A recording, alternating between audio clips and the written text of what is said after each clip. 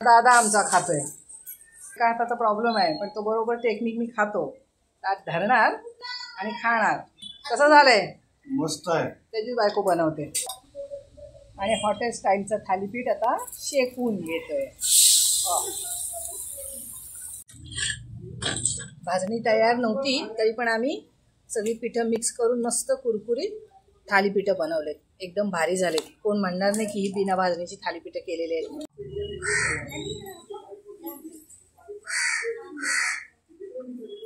ये घेऊन जा. चांगली आहे. आला कावळा. आम्ही ठेवलेलं पान खायला कावळा बरोबर आठवणीने येतो. शीतल बघ कावळा आला आणि तो खातो ठेवलेलं.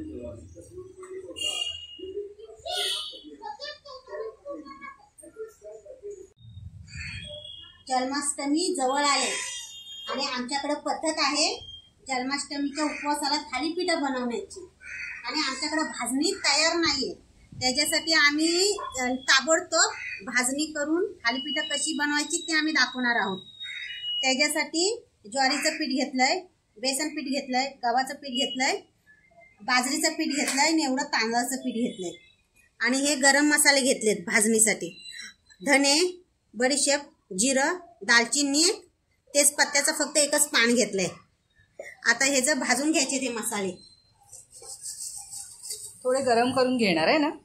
हो, गरम करून घ्यायचे म्हणजे पटकन वाटले जातात.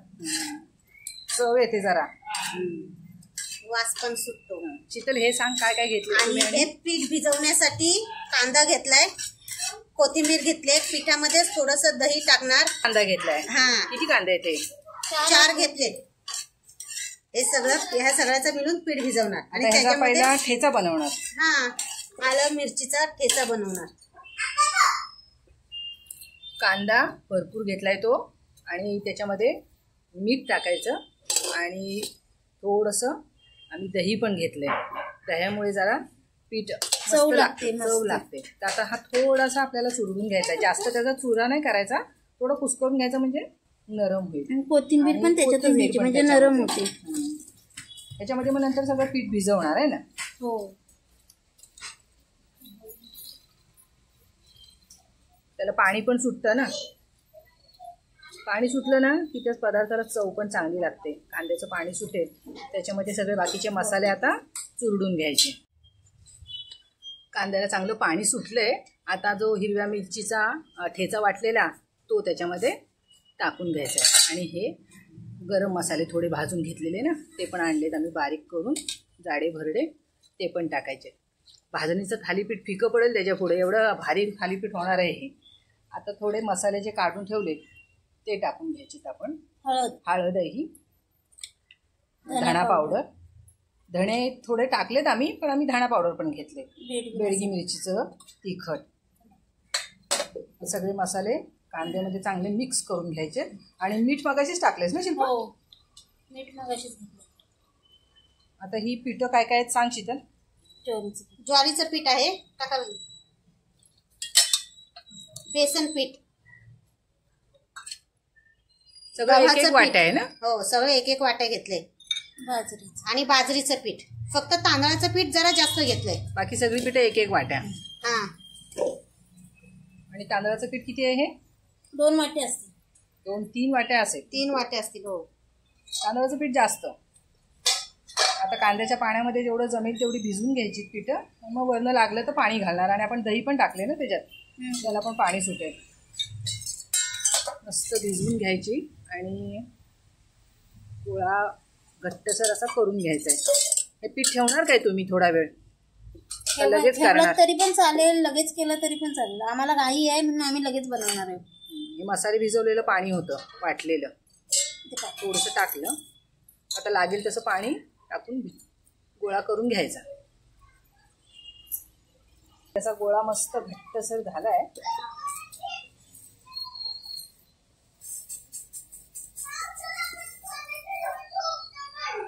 चांगलं झालंय ना?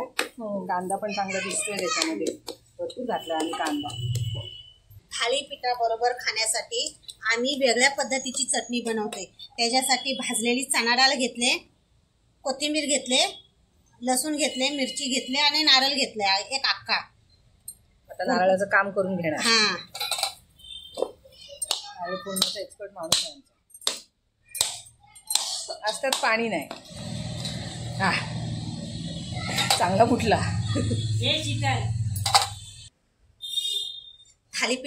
पिठाचं पीठ भिजून 10-5 मिनिटं झालेत.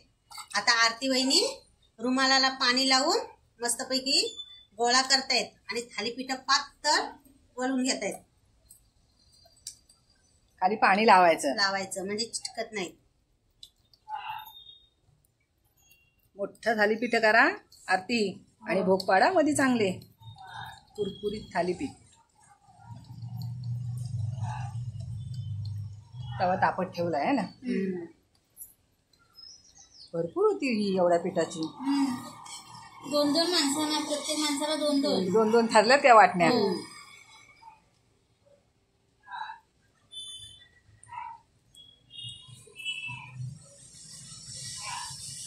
2-2 टप्पा म्हणजे थोडंसं तव्याला तेल लावून घेतलंय आणि त्याच्यावर रुमाला सहित थालीपीठ उचलायचं आणि टाकायचं. वरनं पाण्याचा हात लावायचा म्हणजे थालीपीठ चांगलं नरम राहतं. आता रुमाल काढ. थोडंसं झाकण मारायचं थालीपीठावर म्हणजे ते नरम राहतं. झाकण मारून शेकवायचं म्हणजे दोन्ही बाजूनी चांगलं शेकलं जातं. एक बाजू शेकून झाली. आता त्याला पलटी मारायचा. थालीपीठ तेल पण आम्ही जास्त नाही लावले. आता झाकण नाही मारणार आहे ना. आता नाही मारायचं. आता आपण बघूया हॉटेलवाले त्यांचं थालीपीठ कसं एवढं मस्त दिसतं. ती काय करतात, पिठाचा गोळा घेतला की त्याच्यावर वरनं कोथिंबीर आणि तुम्हाला जर पाहिजे असला भरपूर जर कांदा ना तर तो पण असा थापायचा.